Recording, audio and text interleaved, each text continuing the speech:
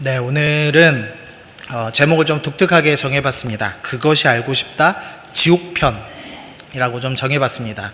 혹시 지옥 설교 들어보신 분 계신가요? 예, 한 명 있네요. 예, 저도 잘 생각해 보니까 지옥 설교 들어본 적이 별로 없더라고요. 그래서 유튜브에 찾아봤습니다.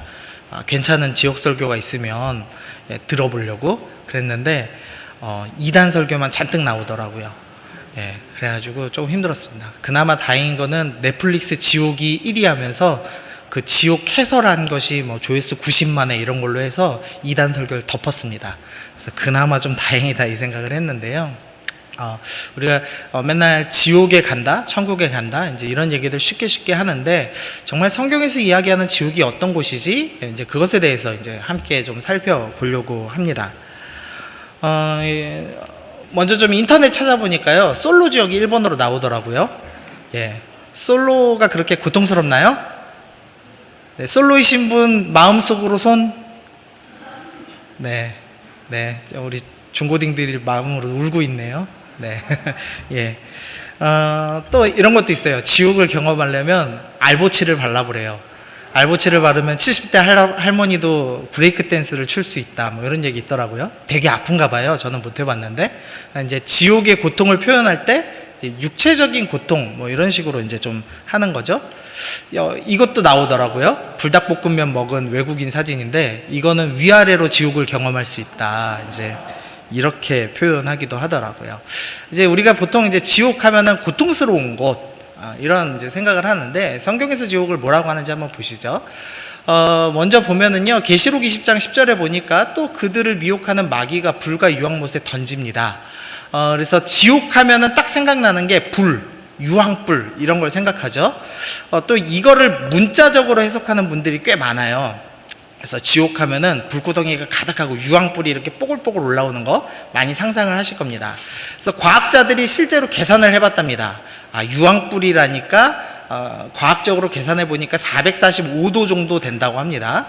근데 천국 구절도 있어요. 천국은 어떤 곳이냐, 햇빛이 7배가 되며 7날의 빛과 같다라는 구절이 있거든요. 그래서 햇빛의 7배? 이걸 또 계산을 했습니다, 과학자들이. 그랬더니 525도가 된답니다. 그래서 두 개를 비교해 보면 어디가 더 지옥이에요? 네, 천국이 훨씬 뜨겁답니다. 예. 또 뭐 어떤 과학자들은 아니다, 기압을 계산 안 해서 그렇지, 기압을 계산하면은 여전히 지옥이 뜨겁다, 뭐 이런 얘기를 하기도 합니다. 다 이제 문자적인 해석이죠. 그러면 이제 우리가 진짜 생각해야 될 거는 진짜 지옥은 뭐지? 그걸 좀 이제 한번 보려고 합니다. 먼저 지옥을 안 믿는 이유가 좀 있습니다. 첫 번째로는 하나님은 사랑이시라고 자기 스스로를 얘기하시는데 왜 벌을 주시는가, 그거에 대해서 이해를 못합니다. 그래서 어떤 분들은 이거는 하나님이 무섭게 하려고, 너무 나쁜 짓 하지 말라고, 이제 좀 속된 용어를 쓰면은 뻥카를 날리는 거다. 그래서 하나님은 절대 벌을 주지 않으시고 무조건 죽으면 다 천국에 갈 거다, 이제 이런 식으로 생각하는 분들이 참 많습니다. 그래서 지옥이 없다 생각하면 마음이 참 편하잖아요. 안 편하세요? 지옥 무서우세요? 안 무서우세요? 그렇죠. 무섭죠. 무섭다고 하시는 분들은 내가 갈 것 같은 분들이에요, 지금. 네. 한번 그러면 거꾸로 생각해 보시죠. 지옥이 없다면 어떨까요? 지옥이 없으면 행복할까요? 너무 좋을까요? 어떨까요? 생각을 해봤습니다. 지옥이 없다면 히틀러랑 김일성이랑 연쇄살인마랑 성범죄자랑 일진과 함께 천국에 거할 수 있습니다. 아멘이죠? 이런 분들하고 천국 가고 싶으신 분 아무도 없으시죠? 예. 그래서 제일 중요한 원리 하나인데요, 진노하지 않으시는 하나님은 정의로운 하나님이 아닙니다. 그러니까 죄가 있는데 벌을 안 주시는 분이라면 그분은 정의로운 분이 아닙니다. 재판관이 있다고 생각해 보시죠. 근데 이 재판관이 죄 지은 사람을 다 용서해 주는 겁니다. 그러면 이 사람이 자비로운 사람이라는 건 알겠지만 재판관으로서 일을 제대로 하는 사람인가요? 똑바로 못하는 사람인가요? 똑바로 못하는 사람입니다. 즉 정의롭지는 못한 사람입니다. 근데 하나님은 사랑의 하나님이시기도 하지만 공의의 하나님, 정의의 하나님이다라고 성경이 이야기하죠. 그래서 우리가 믿는 하나님은 정의의 하나님이시기 때문에 반드시 죄에 대해서는 심판을 하셔야 합니다. 그리고 심판하시지 않는다면 오히려 그곳은 진짜 천국이 아닐 수도 있다는 겁니다. 두 번째로는 죄에 비해서 받는 벌이 너무 큰 것 아닌가라고 생각이 됩니다. 아니, 우리는 이 땅에서 70년 죄를 졌는데 영원한 벌을 준다는 게 너무한 거 아닙니까? 이제 이렇게 생각하는 분들도 있습니다. 한번 예를 좀 들어볼게요. 제가 어려운 말을 좀 써놨는데, 죄는 대상에 따라 심각성이 다르다 이렇게 해놨는데요. 이제 한번 생각해 보시죠. 여러분이 이제 저한테 XXX라고 욕을 한다고 생각해 보죠. XXX라는 욕을 하는데 대상이 다른 겁니다. 근데 제가 설교 때 그 말을 쓸 수 없으니까 나쁜 놈이라고 해볼게요. 근데 여러분이 친구한테 야, 너는 나쁜 놈이야, 그러면은 그거는 큰 죄인가요, 작은 죄인가요? 대답을 못 하세요? 자, 친구한테 XXX라고 욕 안 하시는 분 아무도 없죠? 자, 친구한테 욕하는 거 큰 죄인가요, 나쁜 죄인가요? 자, 작은 죄인가요, 큰 죄인가요? 작은 죄죠. 자, 이번에 대상을 한번 바꿔볼게요.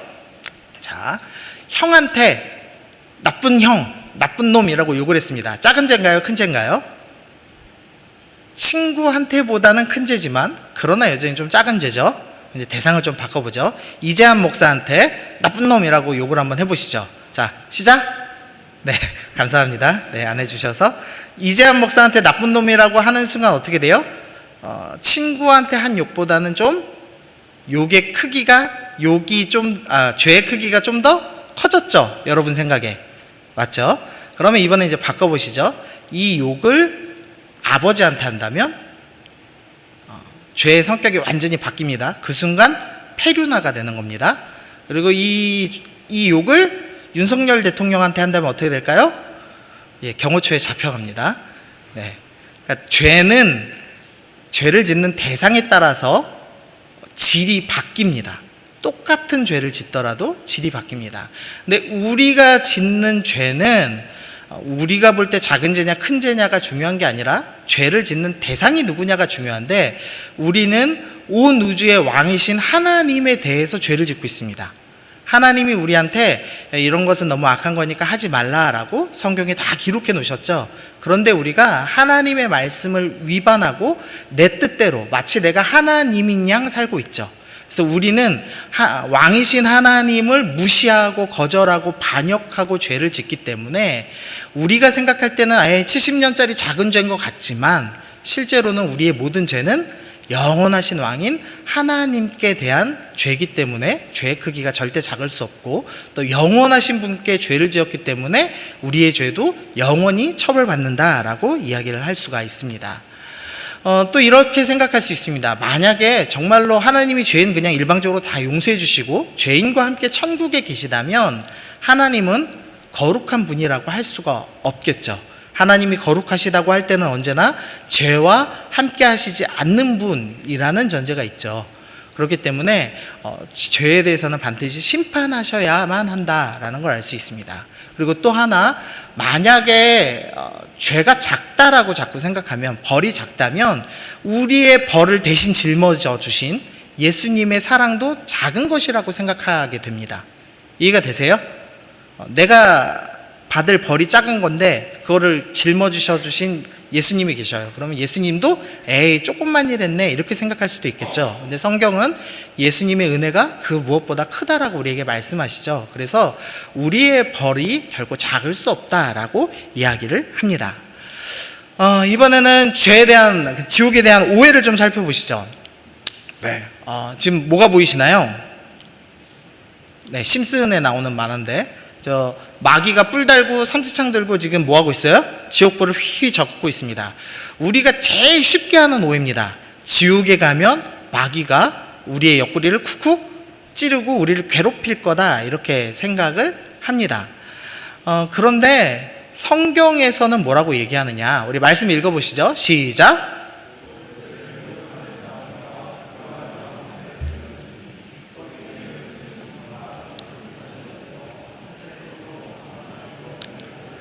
네, 지금 불과 유황못에 들어가는 사람이 누군가요?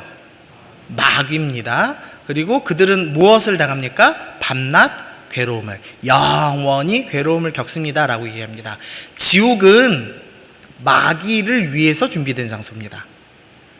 하나님께서 하나님께 반역한 사탄을, 마귀를 집어넣으시기 위해서 만든 장소이고, 끝까지 하나님을 쫓지 않고 나는 나의 아버지가 마귀예요 라고 얘기하는 그 사람들이 같이 가는 곳이 바로 지옥이죠. 그래서 지옥에 가면은 마귀가 괴롭힌다는 건 전혀 잘못된 오해입니다. 마귀가 1번으로 가서 아마 고통받을 거예요. 자, 또 보시죠. 지옥에 대한 구절인데요. 마가복음 9장 48절에서 거기에서는 구더기도 죽지 않고 불도 꺼지지 않습니다 라고 하는데, 구더기가 등장합니다. 갑자기 지옥에는 구더기가 있답니다. 영원한 지옥불에 영원히 살면서 불타지 않는 엄청난 벌레가 거기에 있다고 합니다. 어떨까요? 어떠세요? 지옥에 구더기 있을까요? 없을까요? 있을 것 같으신 분?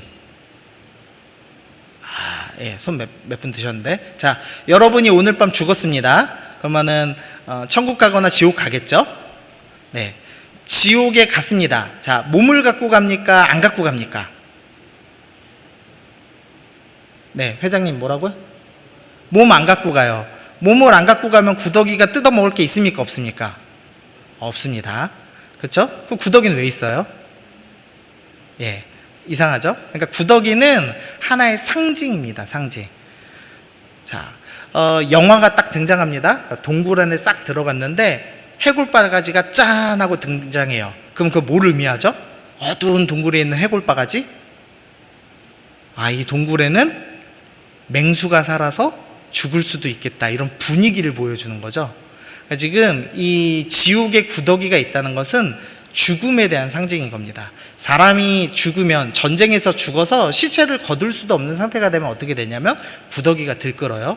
그러면 당시 고대근동 사람들은 어떻게 생각했냐면 시체조차 수습할 수 없는 가장 비참한 죽음이라고 이해를 했습니다.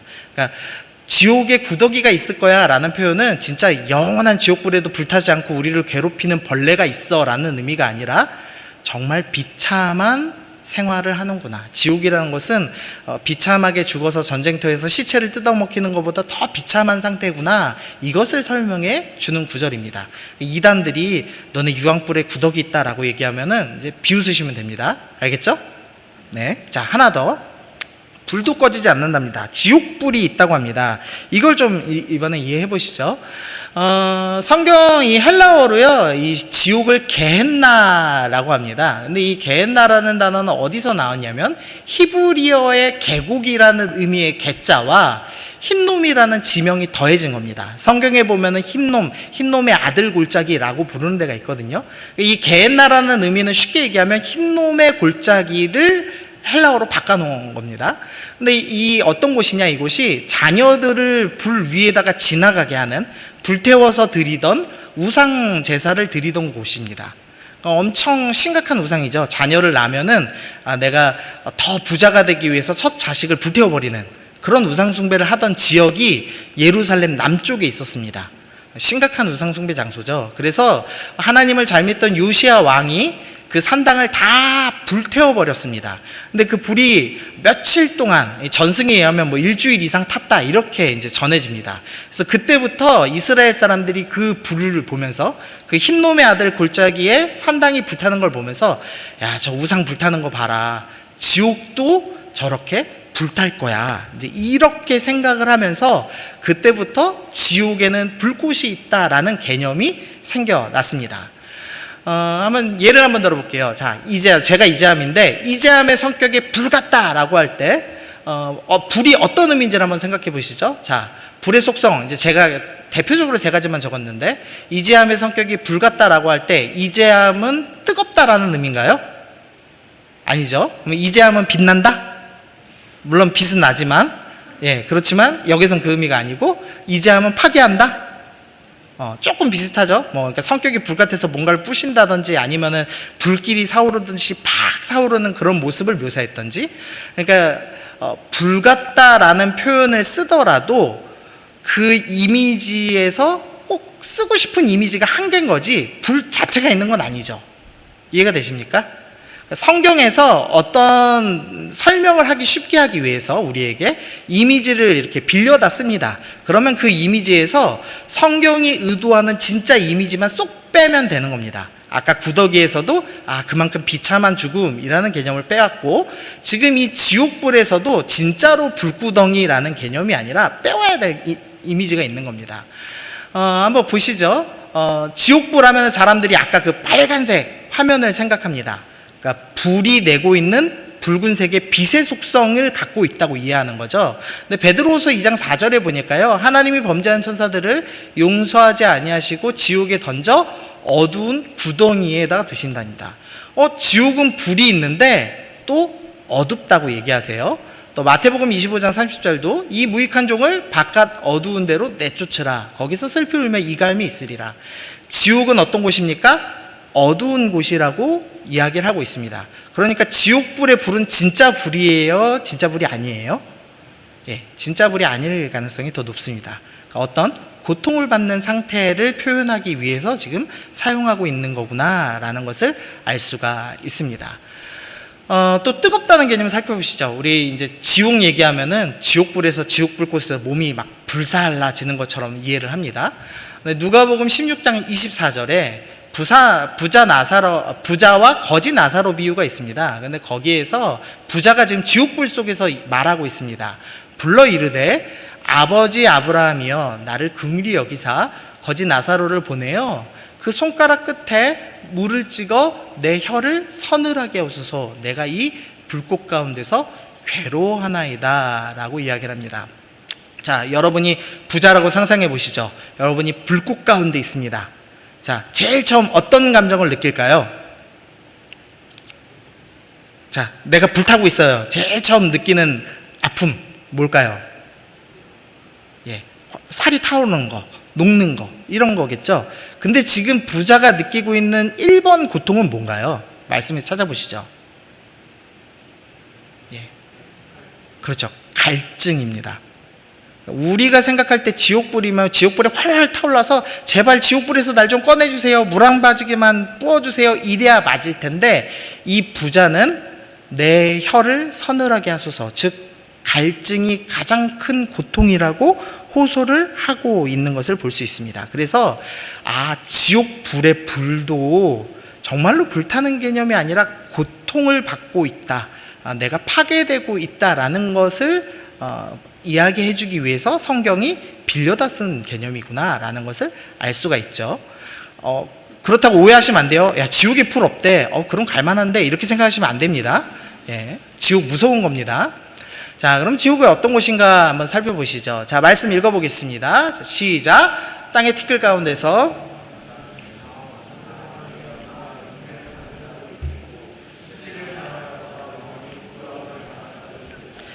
다니엘서 12장 2절에서는 먼저 지옥은 어떤 곳이냐, 영원한 부끄러움을 당한다 라고 이야기를 합니다. 여러분 이불킥 해보셨습니까? 이불킥, 정말 부끄러웠을 때 이불킥. 저는 한 번 있는데요, 그 자기소개하는 때였는데 무슨 생각이었는지 모르겠는데 음악이 나오는데 음악 꺼주세요 그러고선 제가 막 갑자기 노래를 불렀어요.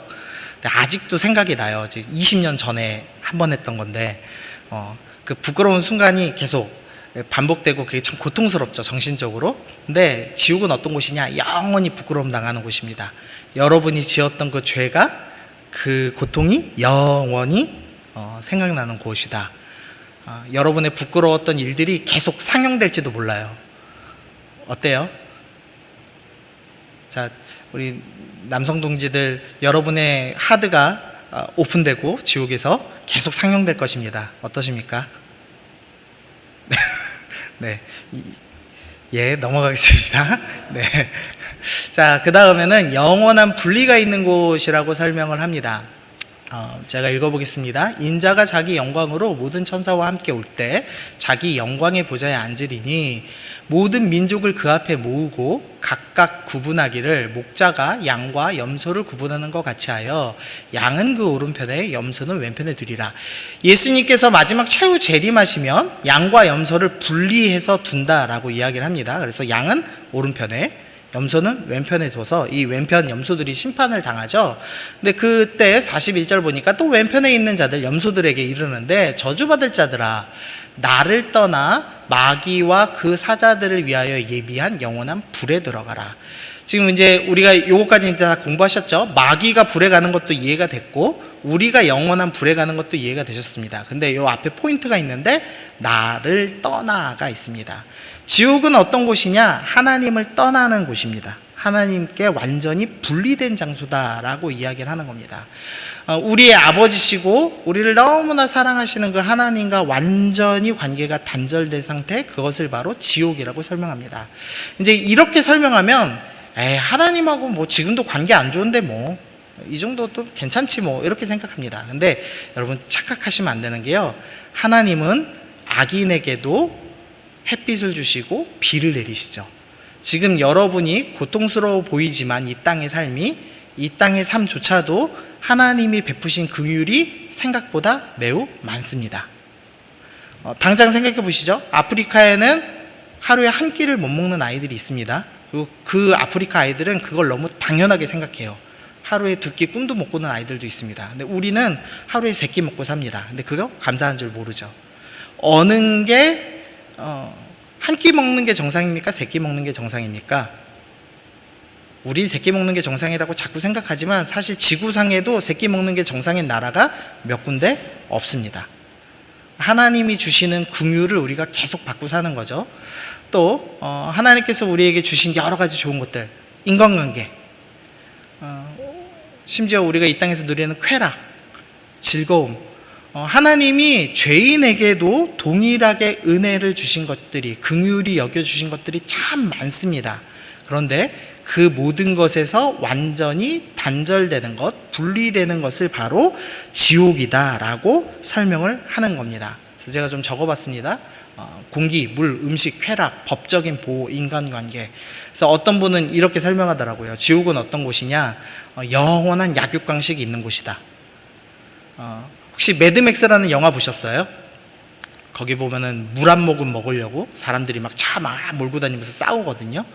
우리는 너무나 당연하게 마실 수 있는 물이 이제 뭐 핵전쟁 이후에는 그 물 한 잔 가지고도 싸울 만큼 귀중한 게 되었다, 이런 표현을 하는데, 어떤 분이 그 영화를 보고 이렇게 설명하더라고요. 지옥은 매드맥스 상태인데, 물 한 잔 놓고도 싸우는 상태인데 내가 그 중에서 가장 약자이다. 그런 상태가 지옥이 아니겠는가, 뭐 이렇게 설명하시기도 하더라고요. 여러분들이 일진들하고 같이 사는 거예요, 영원히. 네. 어떠세요? 혹시 지옥 갈 것 같으세요, 진짜? 왜 이렇게 암울해요, 이쪽? 네. 자, 그 다음에 하나님 나라의 선한 것과 또 단절됩니다. 기쁨, 평안, 안식, 소망, 목적, 다 하나님 주신 거죠. 지옥은요, 기쁨이 없습니다. 지옥은 평안이 없습니다. 안식할 수가 없습니다. 우리가 쉼이 있는 것이 참 즐겁고 기쁜 일이죠. 근데 지옥은 쉼이 없습니다. 지옥은 소망이 없습니다. 이제는 더 이상 회개할 기회가 없죠. 지옥은 미래에 어떻게 살까 계획과 목적이 전혀 없는 곳, 그것이 바로 지옥이다. 하나님과 영원히 분리된다는 것은 단지 하나님과 하나님 안녕 빠이빠이 이 정도를 의미하는 것이 아니라 하나님이 주시는 그 모든 선한 것과도 완전한 분리이다 라고 이야기를 할 수가 있겠습니다. 그 다음에 영원한 형벌을 의미합니다. 세세토록 밤낮 괴로움을 받으라 라고 이야기합니다. 지옥은 영원한 형벌이 예정되어 있습니다. 그럼 형벌이 뭐냐? 고통을 받는 거죠. 육체적으로도 고통이 있을 것으로 생각이 되며, 그리고 정신적으로도 고통받을 수 있습니다. 영적으로도 고통을 받을 수가 있습니다. 설명하기보다 다음 거 보겠습니다. 나를 위해 지옥의 고통을 당하신 예수님. 성경은 우리에게 뭐라고 가르치냐면, 예수님께서 내가 죄를 지어서 내가 당연히 지옥에 가서 내 죄값을 치루어야 되는데, 예수님이 나 대신에 나의 모든 죄의 무거운 짐을 짊어지시고 나를 대신하여 지옥의 고통을 대신 당하셨습니다 라고 우리 가운데 설명을 해주고 있습니다. 우리 이사야서 53장 말씀 우리 같이 읽겠습니다. 시작. 그가 찔림은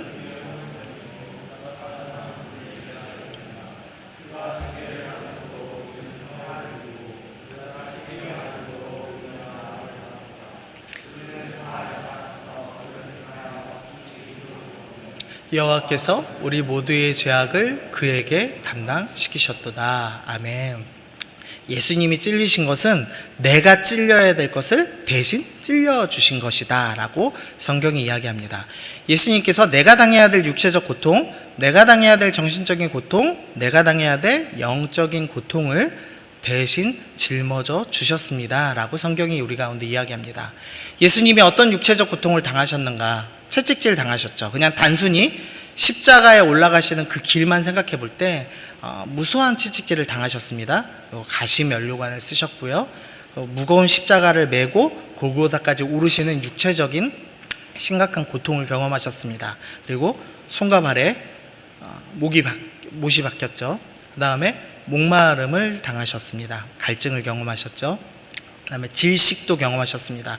십자가에 이렇게 매달리면은요, 중력이 있기 때문에 몸이 이렇게 쭉 처집니다. 깔아앉습니다. 그럼 어떻게 되냐면 횡격막이 숨 쉬는 것을 막아버린대요. 그래서 숨을 쉴 수가 없게 된다고 합니다. 그래서 숨을 쉬기 위해서는 어떻게 해야 되냐?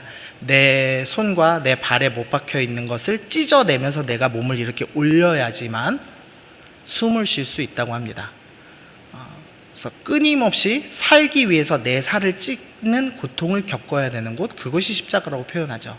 근데 예수님께서 나를 위해서 모든 고통을 대신해 주셨습니다라고 할 때는 이런 육체적 고통, 우리가 우리의 죄 때문에 마땅히 당해야 될 그 지옥의 육체적 고통을 예수님께서 대신 짊어지셨습니다라고 우리 가운데 이야기를 하시는 겁니다. 두 번째로 정신적 고통을 당하셨습니다. 예수님께서는 가장 사랑하는 제자들에게 배신 당하셨죠. 그리고 나보다 훨씬 못한 존재들, 인간들에게 모욕을 당하셨습니다. 침뱉음을 당하셨고 조롱을 당하셨습니다. 그리고 그 사람들 앞에서 완전히 벗겨지신 채로 십자가에 매달리셨죠.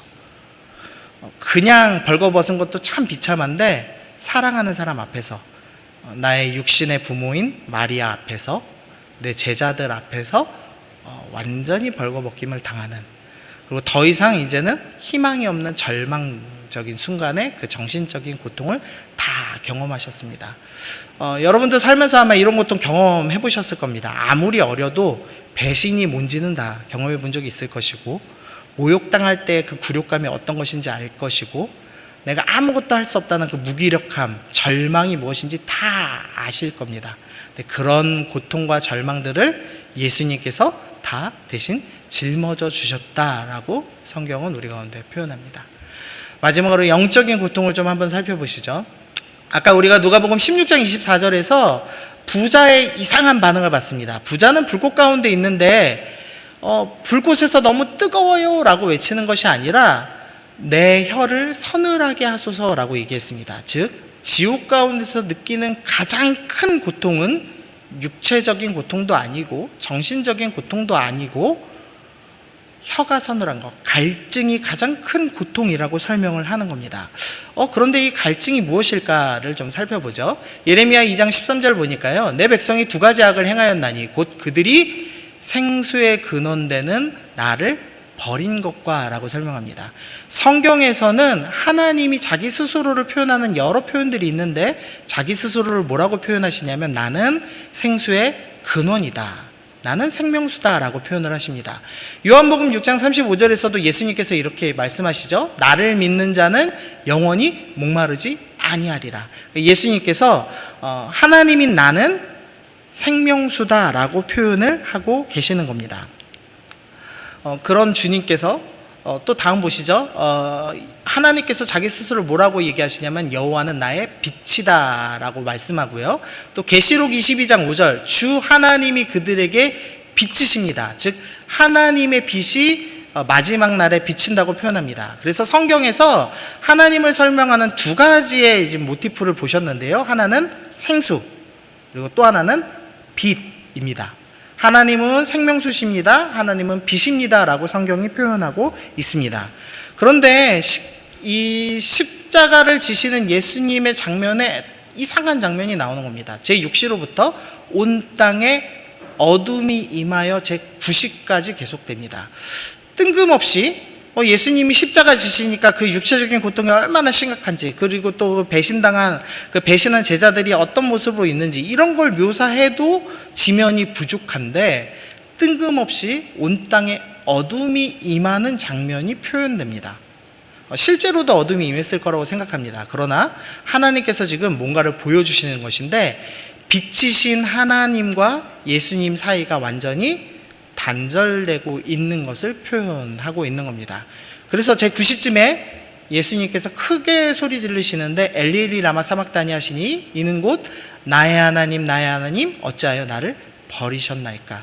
빛이신 하나님과 완전히 단절되고 나자 예수님이 뭐라고 외치시냐면, 하나님께 내가 버림받았습니다. 그것이 너무나 고통스럽습니다 라고 이야기하고 있는 겁니다. 예수님은 하나님과 단 한 번도 단절되신 적이 없는 분이십니다.